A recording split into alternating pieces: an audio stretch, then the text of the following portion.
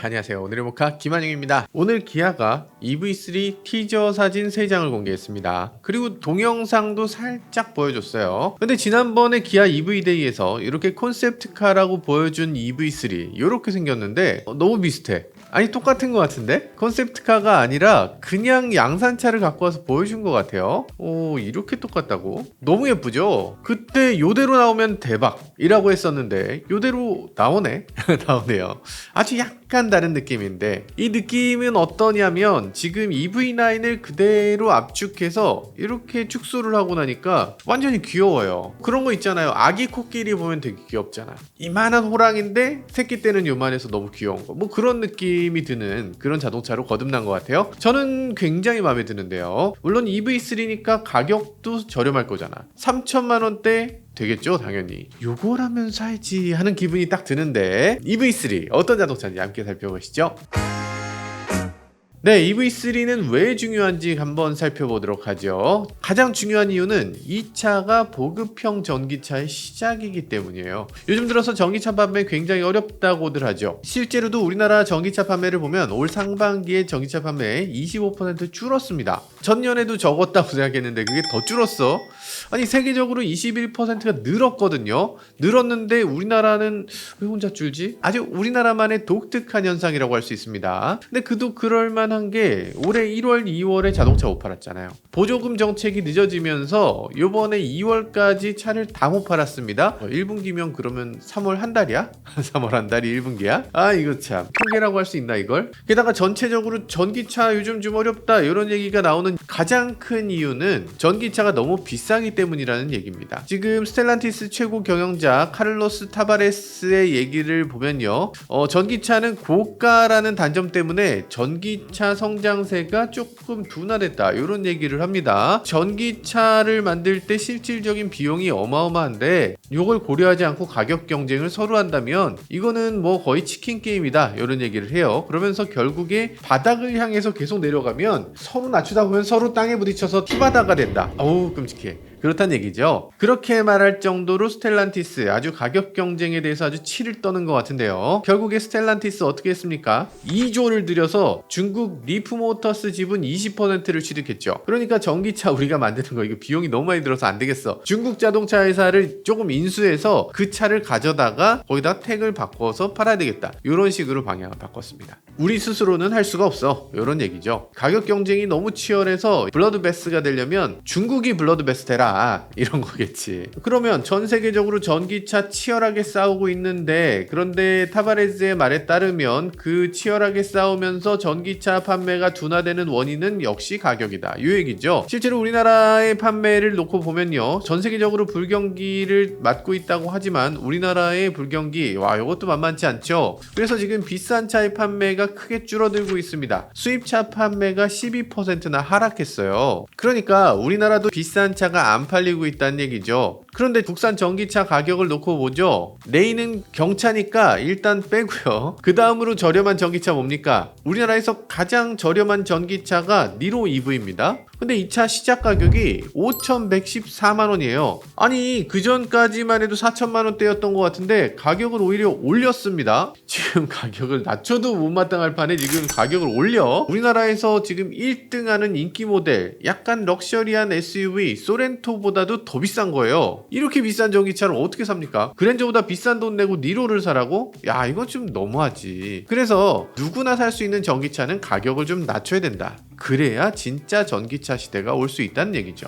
이동원 현대차그룹 글로벌 경영연구소 지역 분석 실장이 보고서를 썼어요. 중국 자동차 시장 동향과 전망 이런 보고서를 썼는데요. 여기 보면 가격 인하가 가장 큰 혁신이라고 얘기하고 있습니다. 가격 인하를 해서 내연기관과 어느 정도 대등한 가격이 돼야 전기차를 팔 수 있게 된다 이런 얘기인데요. 그러니까 자동차 회사 입장에서 전기차 만드는데 너무 힘들어. 전에 안 해본 거라서 개발비도 막대하게 들었고 배터리, 모터 다 사오는 거니까 우리는 뭐 당연히 전기차 비싸게 팔 수밖에 없어. 이렇게 얘기해 봐야 CR도 안 먹힌다는 얘기입니다. 소비자 입장에서 그렇잖아요. 아니 너네가 개발하는데 어려운 건 내가 알겠는데 너네가 혁신을 해서 가격을 낮춰야지. 그거 개발비 많이 들고 비용이 많이 든 거 그거 왜 소비자한테 떠넘기냐. 라는 얘기를 한다는 겁니다. 소비자에게 전기차 프리미엄으로 뭐 떼돈을 벌겠다 이렇게 마음먹어서는 이거 택도 없다는 얘기죠. 당연히 중국에서 하는 것처럼 가격을 낮춰야 된다 이 얘기인데, 이쯤 되면 또 얘기하실 겁니다. 왜 또 중국 얘기냐 이렇게 얘기하실 텐데, 이건 제가 한 얘기가 아니라 현대차그룹 글로벌 경영연구소에서 그랬다니까요. 현대가 뭐 중국 안 배워요? 중국은 뭐 나몰라라 해? 그럴 리가 있어요. 중국은 전기차가 세계에서 가장 빠르게 성장하고 이미 내연기관보다 전기차가 더 많이 팔리는 게 중국인데 당연히 중국 유심히 봐야죠. 지금 중국 자동차 현존하는 최강의 리스크입니다. 전 세계 자동차 회사들이 지금 발등에 불 떨어진 상태로 얘기하고 있어요.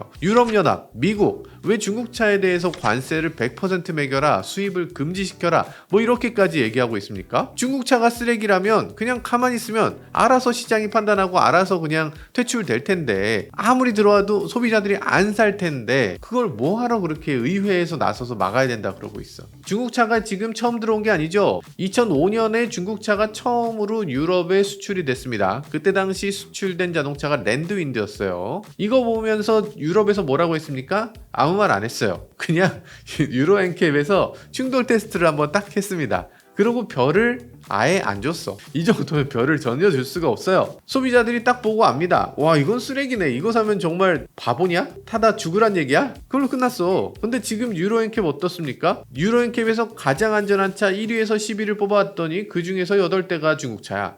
아, 이게 뭐야? 제네시스보다 안전 등급이 높아. 이러면 안 되지. 유럽 사람들이 중국차 보니까 이제는 안 되겠는 거예요. 이거를 그냥 놔두면 큰일 나겠어. 막아야 되고, 미국 사람들 입장에서도 관세 때려야 돼. 안 되겠어. 이대로 오면 이거 큰일 나. 이런 상황이잖아요. 사실은 우리나라도 이제는 중국차에 대해서 대안을 마련해야 될 때가 됐습니다. 특히 현대차는 지금 큰일 난 거예요. 지금 몇 년 동안 중국차에 대해서 굉장히 무시하면서 좀 허비한 느낌이 있는데 아직까지도 중국차가 얼마나 위협인지 모르고 있다. 이건 정말 큰일 날 일이죠. 지금도 얘기하시는 분들 계실 거예요. 아, 중국차는 뭐 만만돌이에요. 그냥 쓰레기에 불과해요. 우리는 뭐 그냥 탱자 하던 대로 그냥 룰루랄라 하면서 기존 만들던 거 그냥 만들면 돼요 라고 얘기하는 사람이 혹시라도 있다면 지금 중국에 대해서 너무 만만하게 보고 있는데, 사실 그렇게 만만하게 봐서는 안 됩니다.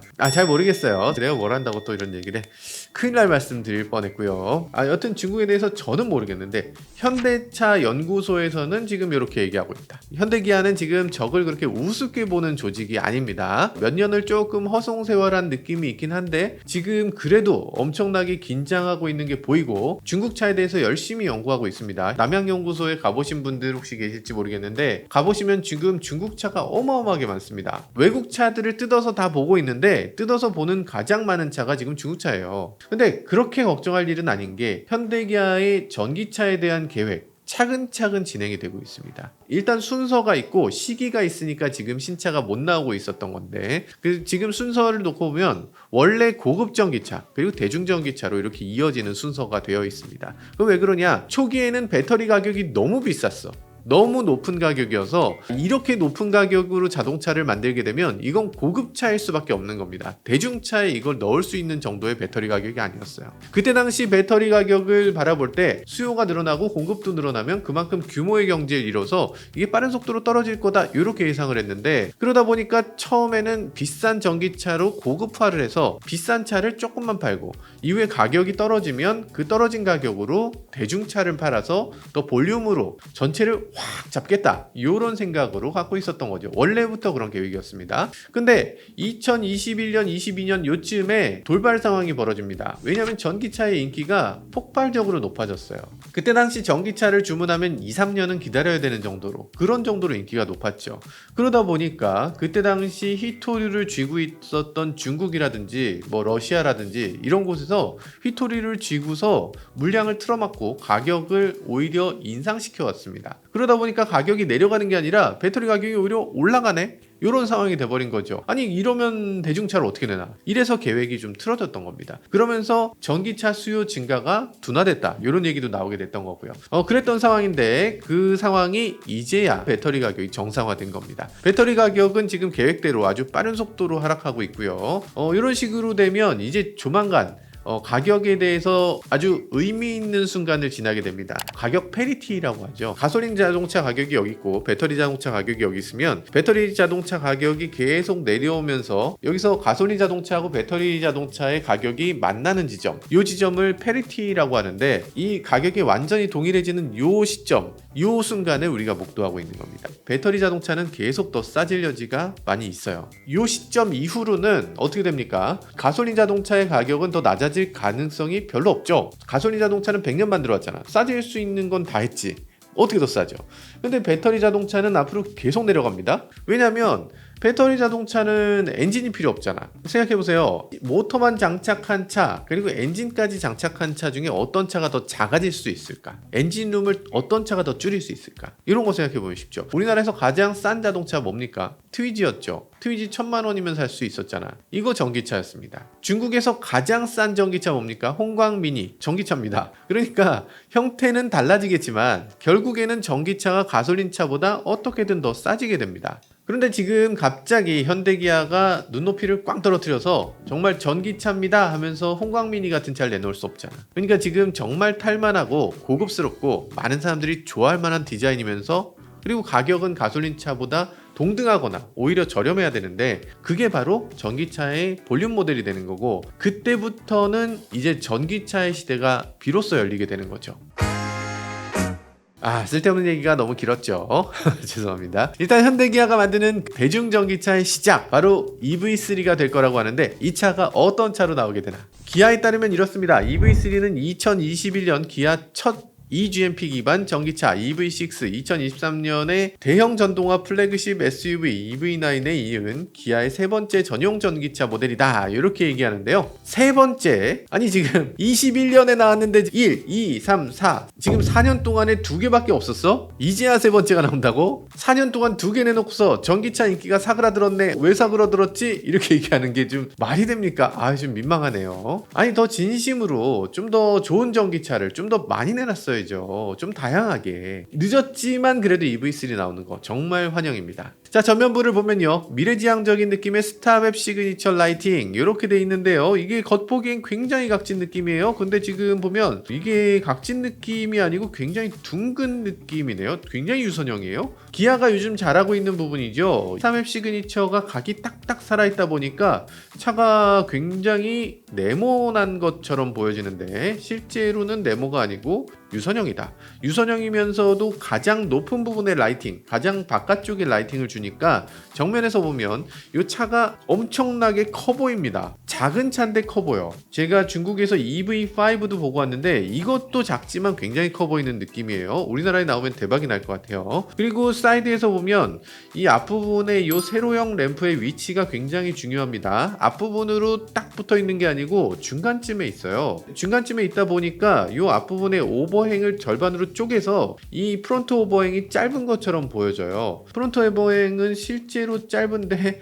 더 짧게 보이니까 차가 더 단단해 보이는 효과를 주고 있죠. 그래서 겉에서 봤을 때 차가 전면부가 강인하고 아주 당당한 느낌을 주고 있는데, 소렌토나 카니발이나 이런 차들을 요즘 길에서 보면 멋지다 이런 느낌이 드는 것도 그런 이유입니다. DRL이 이렇게 예쁘게 생긴 것까지는 알겠어. 그러면 헤드램프는 어디 갔냐? 헤드램프가 요 DRL 요 꺾여있는 요 앞쪽이 헤드램프인가 봐요. 와, 멋있네. 야, 헤드램프가 켜졌을 때도 멋있을 것 같고, 낮에 봐도 이렇게 강인한 느낌인데 밤에 헤드램프까지 켜지면 차가 더 강인해지니까 이런 것들도 한 자동차의 두 가지 얼굴을 갖고 있는 것 같아서 저는 더 좋아 보이기도 합니다. 자, 방향지시등 같은 것도 저희가 미리 본 게 있는데, 방향지시등이 켜질 때는 요 DRL 전체가 꿈뻑꿈뻑하고 켜집니다. 이렇게 작은 차에다 이런 기능을 넣었어. 이거 꽤 고급 차에나 들어가는 기능이라고 생각했는데 이러면 저렴하지 않을 것 같은 느낌이 드네. 이거 저렴해야 되는데. 볼륨 모델이라며요. 그리고 아래쪽을 보면 범퍼 아래쪽에 살짝 더 튀어나온 부분이 있는데, 요즘 들어서 범퍼가 튀어나온 자동차들이 별로 없잖아요. 튀어나온 자동차가 없으면 어떻게 됩니까? 살짝 박아도 그릴부터 시작해서 보니까지 다 갈아야 돼. 그런 상황이 생기는데, 이 차는 유럽에다도 팔아야 되잖아요. 프랑스 같은 나라는 자동차를 이렇게 범퍼카처럼 씁니다. 쿵쿵 박으면서 출발해요. 프랑스 차들 보면은 범퍼에 기스 없는 차가 별로 없어요. 범퍼가 꼭 필요해. 그래서 아마 이 차도 그런 이유로 유럽에 파는 차이기 때문에 범퍼를 조금 더 내놓은 것 같고, 그리고 우리나라에서도 사실 범퍼에 기스 나면은 조금 마음이 상하는 경우가 있는데, 이런 식으로 바디 색깔 범퍼가 아닌 클래딩이니까 요거는 스크래치가 좀 나도 이렇게 살살살살 이렇게 컴파운드 같은 걸로 이렇게 긁어서 스크래치가 나도 좀 티가 안 나게 이렇게 만들어줄 수 있는 것 같아요. 저렴한 자동차의 아주 좋은 덕목이라고 할 수 있죠. 측면을 보면요, 낮고 길고 그리고 역동적인 루프 라인을 차체하고 조화를 이뤄서 이렇게 미래지향적인 느낌을 주고 있다고 하는데, 측면이 잘 안 보이죠. 이 컨셉트를 보면 이렇습니다. 뭐 나름 예쁘네요. 그리고 전체적으로 이 블랙 라인을 뒤쪽으로 이어가서 천장을 플로팅 루프, 그래서 기둥이 받치고 있는 게 아니라 지금 공중에 떠 있는 것처럼 이렇게 만들어 놓고 있습니다. 이 플로팅 루프도 굉장히 잘 만들어 놓고 있어요. 이 네모난 클래딩도 이것도 묘하기도 하죠. 사실 안쪽에 휠하우스가 동그라면은 이 클래딩도 동그래야 되는데, 휠하우스는 동그란데 클래딩은 네모네. 그래서 이 차가 지금 네모네모하게 생겼어요. 전체적으로 이 면이 다 네모네모하고, 그러다 보니까 이 네모를 살려서 이 차가 더 각진 것처럼 이렇게 착각하게끔 만들어 놓고 있는데, 꽤 멋있는 디자인이기도 하고 귀엽기도 합니다. 사실 이 차는 도시명이고 작고 귀여운 자동차예요. 그런데 이렇게 만들어 놓고 나니까 나는 작은 차가 아니라고, 나는 오프로드를 달리는 터프한 자동차라고 이렇게 얘기하는 것 같아서 더 귀엽게 느껴지네. 후면부도 보면요, 볼륨감 있는 테일게이트 디자인을 하고 있다고 하는데, 이렇게 뒤쪽에 유리를 깎아 놓고 그 위에 이렇게 모자처럼 이렇게 캡을 만들어 놓고 있는데, 윗부분과 아래쪽을 요것도 투톤으로 만들어서 아래쪽에 이 검정색 라인이 쭉 이어지는 것처럼, 그래서 차가 더 늘씬해 보이도록 만들어 놓고 있네요. SUV인데 이런 식으로 만드는 거 아주 멋지게 느껴집니다. 굉장히 스타일리시한 SUV로 느껴져요. 지금 EV9하고 굉장히 비슷하게 생긴 테일램프를 사용하고 있는데, 이게 또 차가 귀엽게 보이는 요소가 되기도 하네요. 뒷유리가 상당히 작은 것 같긴 한데, 여기 보면은 윗부분에 후면 와이퍼가 히든 타입으로 위쪽에 딱 숨겨져 있는 걸 볼 수 있고요. 하이포지션 스톱 램프가 위쪽에 이렇게 딱 있는데 이것도 꽤 귀엽네. 지금 디자인 부분에서 저는 굉장히 고급스럽게 느껴지거든요. 기아가 많이 내세우고 있었던 이 샥스핀이라고 하는 그런 디자인이 지금 새롭게 재해석이 돼서 바디 컬러로 이렇게 들어왔는데, 이 형상이 너무 고급스럽고 또 엣지를 살짝 접어넣었거든요. 이렇게 세련되게 판을 관리할 수가 있나? 이게 어떻게 되지? 신기하다 싶을 정도로 잘했어요. 저렴하지가 않아요. 그치, 저렴한 느낌이 전혀 안 나죠. 와, 요건 진짜 잘했다. 뒤쪽에 보면 이렇게 충전구 같이 생긴 게 있다 이렇게 말씀하시는 분이 계신데, 사실 요건 충전구 같지 않고요. 요거는 파팅 라인인 것 같습니다. 그냥 약간 범퍼 부분에 그냥 선이 하나 있는 것 같아요. 요게 아래쪽에 범퍼까지 이어질 것 같네요. 충전구 같으면 요렇게까지 얇게 만들기는 어려울 것 같고, 아마 요거보단 좀 더 선이 굵어지겠죠. 실제로 충전구는 어디 있을까? 충전구는 아마 조수석 앞쪽에 팬더 쪽에 있을 겁니다. 앞쪽에 충전구가 있는 것에 대해서 부담을 느끼시는 분들도 많이 계시던데, 아무래도 유럽 시장을 염두에 뒀다면 유럽은 또 앞쪽을 선호하는 면도 있는 것 같아요. 길가에서 충전하는 경우도 많이 있고 앞으로 주차해서 충전하는 경우도 많이 있어서 유럽 시장을 염두에 뒀나 라는 생각이 들기도 합니다. 근데 지난번에 EV데이 때 보여줬던 바로는 EV3, 4 전부 다 충전구가 조수석 앞쪽 팬더에 있어요. 그래서 아마 우리나라 소비자들이 조금 불편하다고 느끼실 수도 있을 것 같아요. 근데 완전히 그릴에 있는 것보다는 조금 나을 수 있겠다. 왜냐면 어느 정도 선이 길면 뒤쪽에 있는 충전기로도 충전을 할 수 있으니까, 그래도 좀 타협적으로 앞쪽에 놓은 것 치고는 좀 좋은 위치라고 할 수 있겠습니다. 여튼 지금 이 차를 보면 여러 가지로 유럽 시장을 염두에 뒀다 이런 생각이 드는데요. 유럽은 지금 전기차 인기가 상당합니다. 그리고 누구나 너도 나도 전기차를 찾는 상황이에요. 유럽 여러 나라 정부, 특히 프랑스 같은 나라는 지금 전기차를 안 팔면 벌금을 내야 되는 상황입니다. 제조사 입장에서는 전기차를 섞어 팔지 않으면 무조건 벌금이니까 전기차가 필수적으로 필요한 상황이고, 유럽이 요즘 경기가 워낙 안 좋기 때문에 유럽에 비싼 전기차를 팔 수는 또 없는 상황입니다. EV3를 보면 와, 이건 너무 잘 맞는 거죠. 원래 유럽에서 가장 인기 있는 게 B세그 SUV, 그러니까 소형 SUV가 가장 인기 있고요. 그리고 지금 산뜻하게 생겼고 전기차 치고 저렴하게 나올 것도 분명하고 굉장히 실용적으로 생기기도 했고, 그냥 유럽 사람들이 좋아할 만한 요소들이 다 들어있습니다. 당연히 유럽에서 잘 팔리겠죠. 어떤 사람들은 얘기할 겁니다. 아니 미국은요, 미국에서도 지금 트랙스 트레일블레이저 인기라면서요, 거기 가면은 이 차도 인기 끌겠네요 하실 수 있는데, 미국에서 전기차는 그렇게까지 인기는 아니었던 것 같아요. 소울 EV도 미국에 들어갔었는데 그렇게까지 큰 인기를 끌진 못했거든요. 아마도 EV3는 좀 다른 상황이니까 미국 들어가면 은근히 디자인도 귀엽고 해서 나름대로 인기를 끌 수 있을 것 같기도 합니다. 자, 화이팅입니다. 화이팅. 무엇보다 지금 미국이나 유럽 다닐 때가 아니죠. 우리나라에서 인기일까? 우리나라에서 지금 선풍적으로 인기를 끌 수 있을 것 같습니다. 한국 시장에서 귀엽고 고급스러워서 젊은 소비자들한테 큰 인기를 끌 것 같습니다. 자, 그럼 배터리는 어떤 게 들어갈까? 지금 살펴보면요, 아직 확정되진 않았어요. 근데 저희가 알아볼 수 있는 방법이 몇 가지 있습니다. 3월 27일에 기아 EV3가 보험개발원의 자동차 보험 요율 산정 평가를 진행했거든요. 자동차 보험 요율이라는 건 뭐냐면 알카 테스트라고도 하는 건데, 자동차 충돌에 따른 손상이 어느 정도 일어나나 그걸 수리를 직접 해보고 수리가 용이한지, 수리 비용은 얼마나 드는지, 이런 것들을 알아봐서 이걸 보험료에다 집어넣는 거예요. 차가 톡 박았는데 그 전체를 다 갈아야 돼. 그러면 보험료 엄청 많이 내야 되겠지. 여기서 테스트할 때 사용된 배터리가 NCM 배터리였다고 합니다. 그 전까지는 사실 EV3는 저렴한 자동차니까 LFP 배터리를 탑재해서 굉장히 저렴하게 나올 생각이겠구나, 이렇게 바라본 분들이 많이 계셨어요. EV데이라든지 CEO 인베스터 데이라든지 이런 데서 송호순 사장님께서 직접 나와서 다양한 배터리로 전기차 대중화, 보편화를 선도하겠다, 이렇게 얘기했거든요. 그럼 다양한 배터리를 어디다 넣을까? 라고 저희가 생각해 봤을 때 LFP 배터리가 가장 저렴한 차 EV3에 들어가는 건 너무 당연하겠다 라고 생각했는데, NCM 배터리로 아마도 중간에 계획이 바뀐 것 같아요. 왜 바뀌었을까? 첫 번째 이유, 아마도 NCM 배터리 가격이 낮아졌기 때문일 겁니다. 한국자원정보서비스에 따르면요, 글로벌 니켈 가격이 3월 28일 기준 1톤당 16,000달러를 기록 중입니다. 그러니까 지난 4월에는 25,000달러였는데 그에 비하면 한 11개월 동안에 우리나라 돈으로 1,000만원 정도 하락한 셈입니다. 3분의 1이 확 날아간 거죠. 니켈만큼 가격 비중이 높은 광물이 또 있습니다. 코발트죠. 코발트는 지금 34,500달러였는데 28,000달러로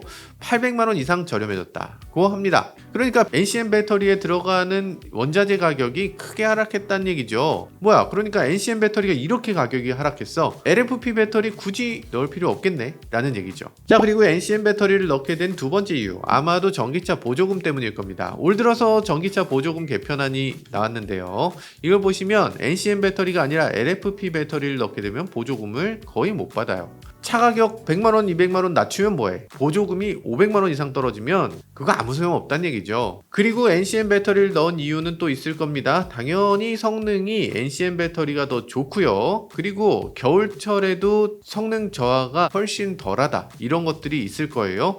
그리고 국내 소비자들이 LFP 배터리에 대한 거부감이 있기 때문에 NCM 배터리를 꼭 탑재해야 했다, 이런 얘기도 하시는 분들이 계시더라고요. 근데 뭐 그렇게까지 거부감 가질 정도인가? 그 정도는 아닌 것 같은데, 다른 나라에서는 자동차 만들 때 LFP냐 NCM이냐 이런 것들을 선택할 수 있도록 해줍니다. 저렴한 LFP 원하는 사람은 그거 끼세요. 옵션입니다. 더 멀리 가고 더 비싼 거 사용하시려면 NCM 끼세요. 대신에 가격이 올라가죠. 이렇게 선택할 수 있게 해주는데, 우리나라도 그렇게 해주면 좋겠습니다. 우리나라도 LFP를 좀 따라가야 된다, 이렇게 얘기를 하고 열심히 하신 것 같은데, 실제로 놓고 보면 LFP가 그렇게 발전하지 못했거든요. 지금 중국은 LFP 배터리 용량이 어마어마합니다. NCM 배터리 에너지 밀도에 비해서 한 80%에서 90%까지도 올라온다고 해요. 악플러들 말에 따르면 LFP 배터리는 중국 거야, 뭐 이렇게 얘기하시는 분들 많던데, 아니 그렇진 않고요. 세계 1위 배터리 회사 뭡니까? CATL이죠. CATL은 LFP가 아니라 원래 NCM이 주력인 회사입니다. 그래서 지커 001 여기다가 원래는 7인이라고 하는 요 기린 배터리, 요거를 집어넣어요. 요거를 넣어서 1000km를 주행할 수 있도록 만들어놨죠. 근데 요번 베이징 모터쇼에서는 요거 빼고 그 자리에다가 LFP 배터리를 넣을 수 있다 라고 얘기를 합니다. 션싱 플러스라고 하는 LFP 배터리를 요번에 발표하면서 그 NCM 배터리, 기린 배터리를 빼고 그 자리에다 요걸 넣었을 때 주행거리 1000km를 달성할 수 있게 하겠다 라고 발표를 했어요. 실제로 아직 그걸 테스트한 사람이 아무도 없기 때문에 뭐 실제로 될지 안 될지 여부도 모르고, 그리고 주행거리가 CATL 기준이기 때문에 1000km라고 하면 우리나라 기준으로는 한 700km 정도 간다, 이렇게 봐야 되겠죠. 어쨌든 지금 NCM 배터리와 LFP 배터리의 주행거리 차이는 거의 나지 않는 상황, 한 90% 정도 되는 상황까지 올라왔습니다. 우리나라는 LFP에 대해서 그 정도의 기술력을 갖고 있는가?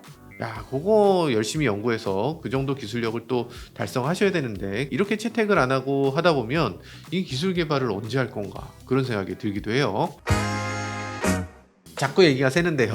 네, 그래서 EV3 어떻게 나오나, 기아차 유럽법인 관계자의 멘트에 따르면요, 400V 시스템을 탑재한다고 합니다. 이상하죠? 좀 이상합니다. 왜냐면 EGMP라고 했잖아요. 근데 배터리 전압도 달라요. 배터리의 방향도 다릅니다. 그리고 충전구도 반대예요. 앞쪽에 있습니다. 그러니까 지금 ICCU라고 하는 장치라든지 BMS라고 하는 장치라든지 그런 배터리 관련 시스템 모두 앞쪽에 있어요. 그러니까 지금 EGMP하고는 방향이 다 반대고 모든 게 다른데, 그러니까 기술적인 용어로서 EGMP라는 말을 쓰는 게 아니라 마케팅적인 용어로 쓰는 것 같습니다. 지금 세대의 전기차 전용 플랫폼을 EGMP라고 한다 라는 얘기겠죠. 여튼 그러다 보니까 400V 시스템을 쓰게 되고 10%에서 80%의 충전 시간, 보통 다른 800V 시스템을 쓰는 경우는 18분 그 이하 정도라고 하는데, 지금은 20분이 넘어간다 라고 얘기합니다. 지금 배터리 용량은 정확하게는 알 수가 없는데, 니로하고 같은 사이즈라면 65kWh 배터리가 들어가야 되거든요. 근데 지금 전용 전기차고, 그리고 에너지 밀도도 그때에 비해서 더 높아진 상황이니까 아마도 70kWh 이상의 배터리를 넣을 수 있지 않을까 기대해 봅니다. 그래서 당연히 주행거리는 500km 이상 갈 걸로 보여집니다. 500km가 목표였다고? 현대기아 무시해. 현대기아는 목표를 정했으면 무조건 달성하는 회사입니다. 500km 당연히 넘겠죠. 아니 물론, 근데 이건 WLTP 기준으로 500km가 넘는다 이 얘기고, 국내 기준으로 하면 당연히 400km 좀 넘겠죠. 400km 이상? 그럼 훌륭하죠. EV3는 겉보기엔 확실히 SUV지만 사륜구동 모델은 없습니다. 전륜구동 모델로만 출시가 되고요. 차세대에 전륜구동 싱글 모터가 얹어져서 이걸로 217마력을 발휘한다고 합니다. 뭐 출력도 넉넉한 것 같고요. 전륜구동 전용으로 하면 그만큼 차를 저렴하게 만들 수 있을 테니까 그것도 뭐 좋아 보입니다. 기존 니로라든지 코나라든지 이런 차들에 비해서 출력이 한 16마력 정도 높은 건데, 뭐 일단 출력 넉넉하고 그만큼 효율도 좋아졌다는 얘기겠죠. 네, 그것도 기대해 볼 만하네요. 자, 그럼 언제쯤 이 차를 볼 수 있을까? 기아는 이달 23일에 EV3의 디자인을 포함해서 전 세계적으로 세부 상품 정보를 동시에 이렇게 영상을 통해서 공개한다고 합니다. 저희도 당연히 생방송으로 이거 커버해야 되겠죠. 다음 달에 부산 모터쇼에서 실차를 공개하고요. 본격적으로 계약 판매를 바로 시작한다고 합니다. 일단 저부터 계약하고 싶어. EV6를 팔고 여기로 가? EV6를 팔고 가면 다운그레이드 아니야? EV9 어차피 있으니까 오히려 트렁크에 짐을 이렇게 위로 쌓을 수 있으니까 그런 것들은 좋은 점일 수도 있을 것 같네요. 뒷좌석도 조금 더 편할 것 같아. EV6가 조금 애매하거든. 좀 좁으면 어때? 좀 옹기종기 이렇게 앉으면 되지. 어차피 EV6가 좀 크지만 그렇다고 뭐 6명이 탈 수 있는 건 아니잖아. 그래, 결정했어. EV3로 가자. 내 생산은 어디서 하나? 현대자동차 그룹의 첫 전기차 전용 공장 기아 오토랜드 광명 2공장에서 나온다고 합니다. 기존에는 수출용 리오, 스토닉 이런 모델을 생산하던 그런 공장이었는데요. 이제 전동화 시대가 되면서 이런 공장이 전동화 공장으로 전환된 것 같아요. 근데 이번에 인베스터 데이를 보니까 모든 공장을 전동화할 건 아니고 이 홀류 생산이 가능하도록 만든다고 합니다. 광명 2공장 그리고 화성에 있는 PBV 전용 공장, 이렇게 2개 공장만 전기차 전용 공장이 된다고 하네요. 정의선 회장이 올해 신년사를 한 장소기도 하죠. 아주 의미 있는 장소기도 한데요. 작년 6월부터 올해 2월까지 8개월 동안 생산 라인을 개조하고 설비 안정화, 조율 같은 것도 다 진행했다고 합니다. 그러니까 이제 라인만 타면 되는 순간이에요. 지금 시험 생산까지 해봤고요. 당장 다음 달부터는 바로 차를 찍어내기 시작한다고 합니다. 이 공장에서 내년부터는 EV4도 같이 생산한다고 하는데 역시 기대됩니다. 제일 중요한 건 가격일 텐데요. 가격이 얼마가 되나? 3천만원 후반을 예상하시는 분들이 많더라고요. 3,990만원이 될 거다. 에이, 꿈이 너무 소박하셨다. 이왕 꿈꾸는 건데 한 3,500만원 요 정도 해주셔야죠. 작년 EV데이 때 35,000달러짜리 전기차를 내놓겠다고 말씀하셨는데 4,700만원 너무 비싼데. 35,000달러라고 했으니까 우리나라 돈으로 3,500만원. 기대해봅니다. 기대해봐요. 자, 그래서 지자체 보조금 받고 나면 2,000만원대 후반 이 정도 나와야지 볼륨 모델이라고 할 수 있지. 2,500만원에 살 수 있는 전기차가 있으면 누가 하이브리드를 삽니까? 다 전기차 사지. 어쨌든 기아 요즘 들어서 전기차 굉장히 어려운 상황이라고들 하는데요. 전기차가 어려운 상황일수록 여기서 도전적으로 공격적으로 해주셔야 됩니다. 공격적으로 해야 소비자들이 비로소 다시 전기차를 돌아보고 다시 지갑을 열 수 있겠죠. 자, 그런 면에서 35,000불? 4,700만원? 에이 그럴 리가 없지. 그럴 리가 없을 거고요. 요즘 들어 경기 굉장히 어렵잖아요. 기아 뼈를 깎는 노력으로 이 고통을 함께 분담해주는 모습을 보여주시길 기대해봅니다. 지금까지 저는 모카 김한용이었습니다. 감사합니다.